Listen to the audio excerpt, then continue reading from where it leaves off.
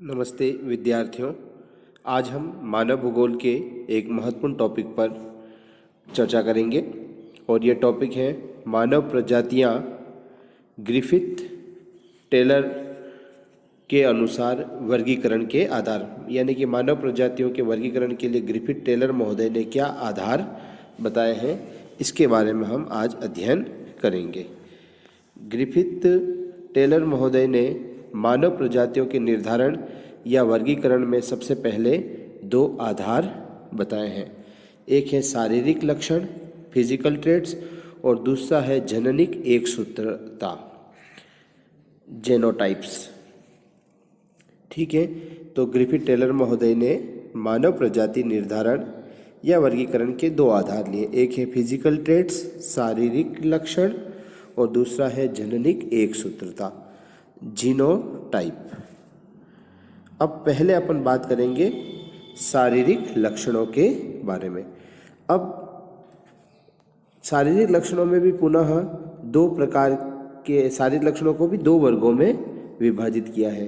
एक है अनिश्चित ऊपरी या बाहरी शारीरिक लक्षण, अनिश्चित कहें या ऊपरी कहें या बाहरी शारीरिक लक्षण, और दूसरा है आंतरिक कंकाल संरचनात्मक अथवा निश्चित लक्षण। दूसरे को अपन क्या कह सकते हैं, क्या नाम दिया है कि आंतरिक कंकाल वाले लक्षण या संरचनात्मक लक्षण या निश्चित लक्षण। पहले बात करते हैं इसमें भी जो अनिश्चित ऊपरी या जो बाहरी जो शारीरिक लक्षण जो है इनके बारे में। इसमें सबसे पहला है होठ का आकार, लिप फॉर्म्स के आधार पर। तो जो निग्रोइड तथा जो पश्चिमी अफ्रीकी जो लोग हैं उनके होठ जो है बहुत मोटे होते हैं। इनके जो होठ है वो फूले हुए और बाहर की ओर उल्टे हुए होते हैं, जिसमें होठ का किनारा बहुत ही स्पष्ट दिखाई देता है। जबकि अन्य जो प्रजातियां हैं उनके जो होठ हैं उनमें बहुत कम स्थूलता होती है, बहुत कम फैलाव पाया जाता है, जिससे उनमें होठ बहुत ही पतले एवं छोटे होते और अंदर की ओर झुके हुए होते हैं। इस प्रकार होठ के आकार के आधार पर देखें तो जो निग्रोइड या पश्चिमी अफ्रीकी लोग हैं उनके होठ बड़े होते हैं। अन्य प्रजातियों में जनरली होठ जो है उनकी स्थूलता या फैलाव बहुत कम पाया जाता है और उनके होठ जो है पतले होते हैं, छोटे होते हैं, अंदर की ओर झुके होते हैं। अब दूसरा आधार है आँखों का रंग या बनावट। किसके आधार पे? शारीरिक लक्षण। शारीरिक लक्षण में भी जो बाहरी शारीरिक लक्षण है उसमें दूसरा है आँखों का रंग एवं बनावट।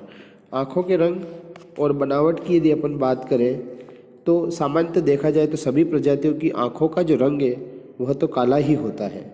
फिर भी आँख की पुतली का जो रंग है वो हरा, नीला या भूरा होता है। प्रायः निग्रो प्रजाति में अधिकांश की जो पुतली होती है, आँख की पुतली, वह काली होती है, जबकि काकेशियन प्रजाति में अधिकांश की जो आँख की जो पुतली होती है वो नीली या हल्के भूरे रंग की पाई जाती है। इसी प्रकार आँखों की बनावट में भी अंतर दिखता है। जैसे मंगोल प्रजाति की जो आँखें होती है वो अधखुली होती है। ये था आँखों का रंग या बनावट के आधार पे, यानी कि आँखों का रंग तो सबका काला ही है, लेकिन आँख की पुतली का रंग अलग अलग प्रजातियों में, जैसे निग्रो में आँख की पुतली का रंग जो है वो काला है, लेकिन जो काकेशियन प्रजाति है उनकी आँख का रंग नीला या हल्के भूरे रंग का होता है। और आँखों की अगर बनावट की बात करें तो मंगोल प्रजाति के जो लोग हैं उनकी आँखें अधखुली प्रकार की होती हैं। अब बात करते हैं मुख की आकृति के बारे में। सामान्यतः मुख एवं सिर की जो बनावट उसमें समानता होती है, यानी कि यदि जैसे सकरा मुख है तो सकरा सिर मिलता है, सकरे सिर के साथ सकरा मुंह मिलता है। या लंबे सिर वालों के जो चेहरे हैं वो लंबे होते हैं, चौड़े और गोल सिर वालों के जो चेहरे हैं वो भी चौड़े अथवा गोल होते हैं, यानी कि मुख और सिर की बनावट में समानता मिलती है। निग्रो जो प्रजाति के जो लोग हैं उनका मुख जो है, उनका मुख का जो निचला अंश जबड़ा है वो विशेष रूप से उभरा होता है। मंगोल प्रजाति के लोग मध्यम और काकेशन जो लोग हैं वो कम आगे उभरे हुए जबड़े वाले होते हैं। तो सिर मुख की आकृति के अनुसार भी अलग अलग प्रजातियों में डिफरेंसेस मिलते हैं। अब बात करते हैं शरीर का कद के आधार पे। शरीर के कद के आधार पर यदि देखें तो यह प्रजाति विभेदीकरण का एक सरलतम आधार है। भिन्न भिन्न कद के लोगों को विभिन्न प्रजाति का वंशज माना जाता है।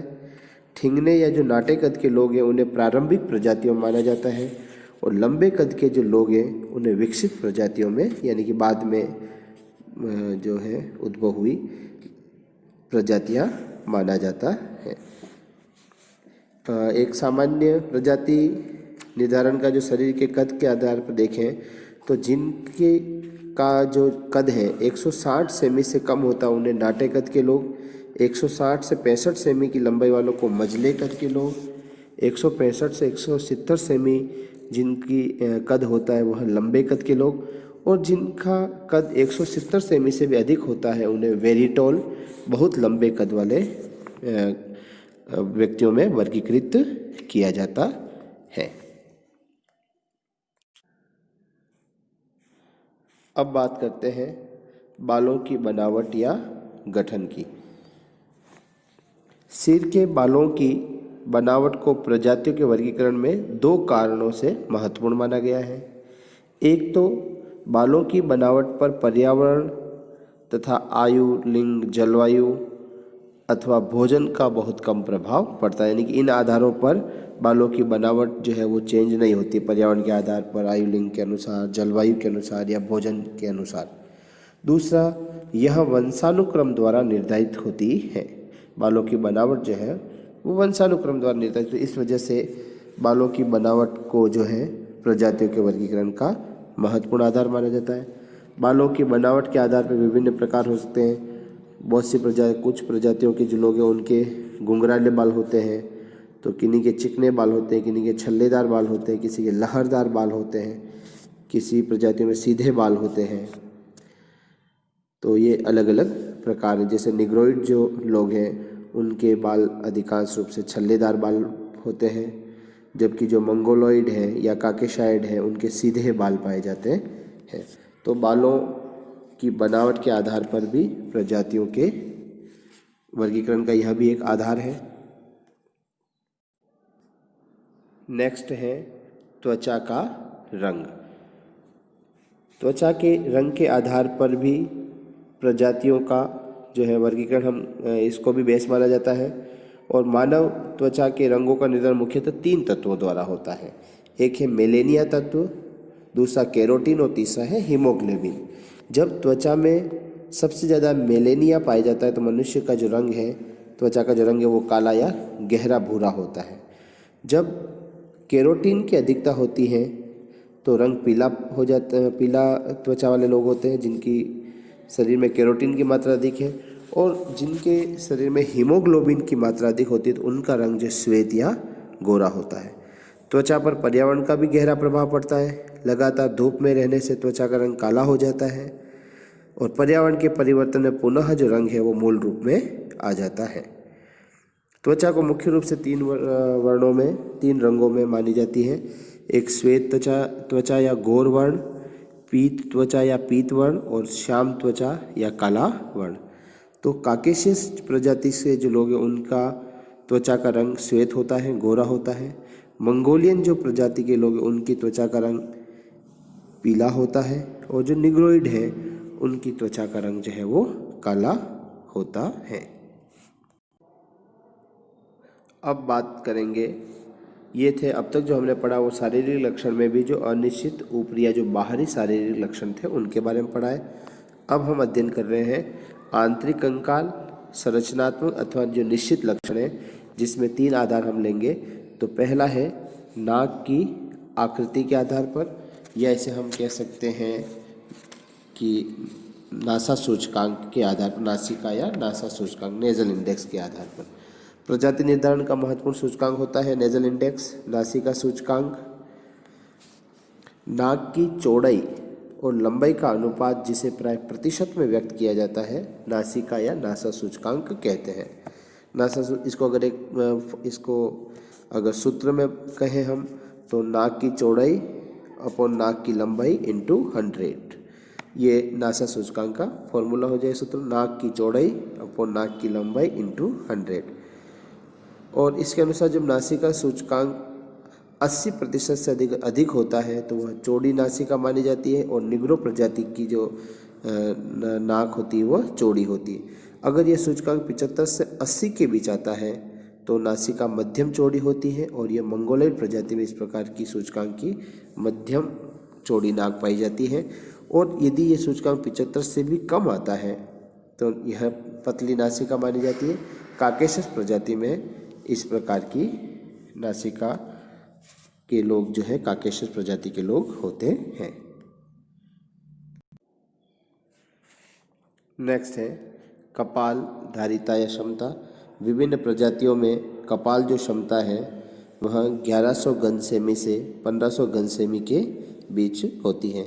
एक्चुअल में कपाल में जल अथवा सरसों जैसे लघुकण वाले पदार्थ भर के कपाल की क्षमता ज्ञात की जाती है। तो यह अलग अलग प्रजातियों में वेरी करती है 1100 घन सेमी से 1500 घन सेमी के बीच। और नेक्स्ट जो निश्चित लक्षणों में तीसरा जो आधार है वो है कपाल सूचकांक या सिर की बनावट।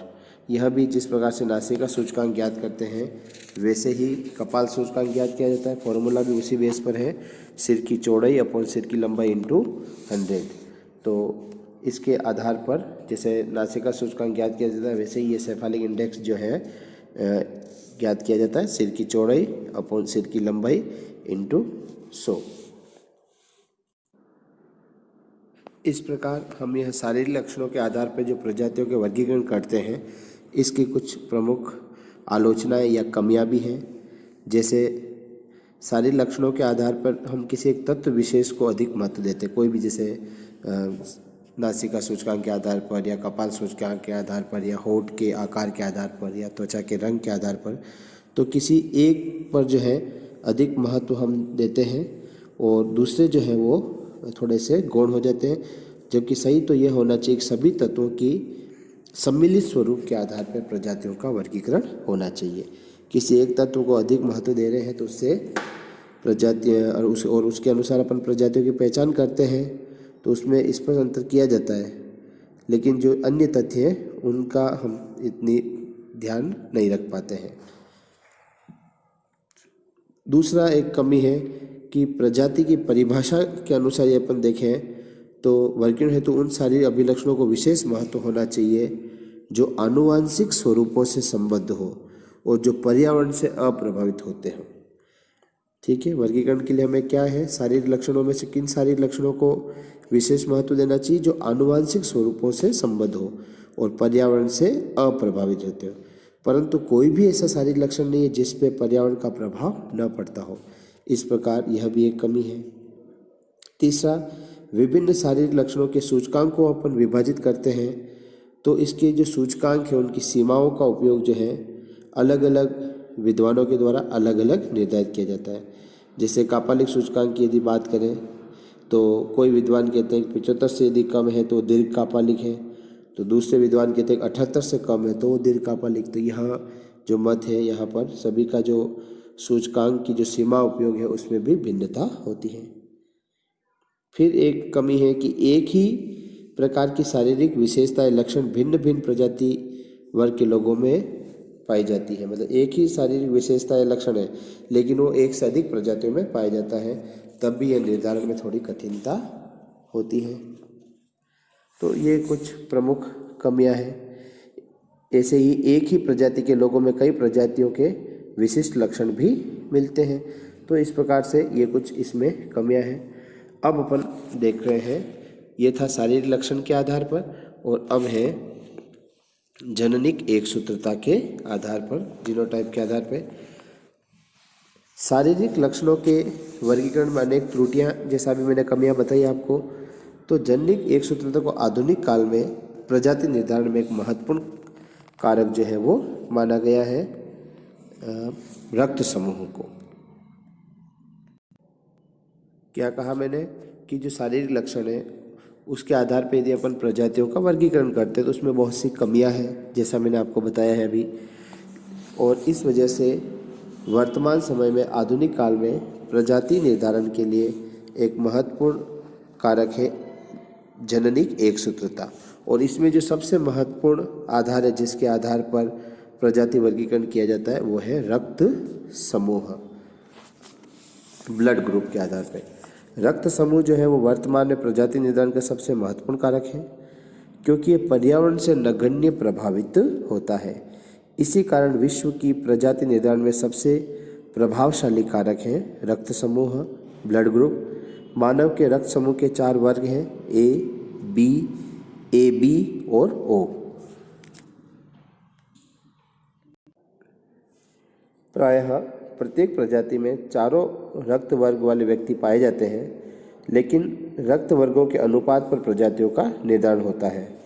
जैसे जो यूरोपीय निवासी हैं उसमें 30% जो लोग हैं वो ओ समूह से हैं, 8 से 12% बी समूह के, 6% ए बी रक्त समूह के लोग पाए जाते हैं। इसके विपरीत अमेरिकन जो इंडियंस हैं, रेड इंडियंस जो हैं, उनमें ज़्यादातर जो है 90% से अधिक जो है वो ओ समूह, ओ रक्त समूह वाले लोग पाए जाते हैं।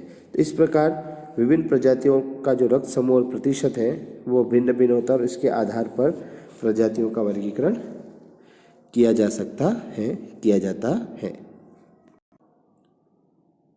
रक्त समूह के आधार पर प्रजातियों का वर्गीकरण जो किया जाता है उसमें भी मानव शास्त्रों में मतभेद है, क्योंकि रक्त समूह आपस में एक दूसरे से घुल मिल गए हैं और एक प्रजाति में कई प्रकार के रक्त समूह हो सकते हैं।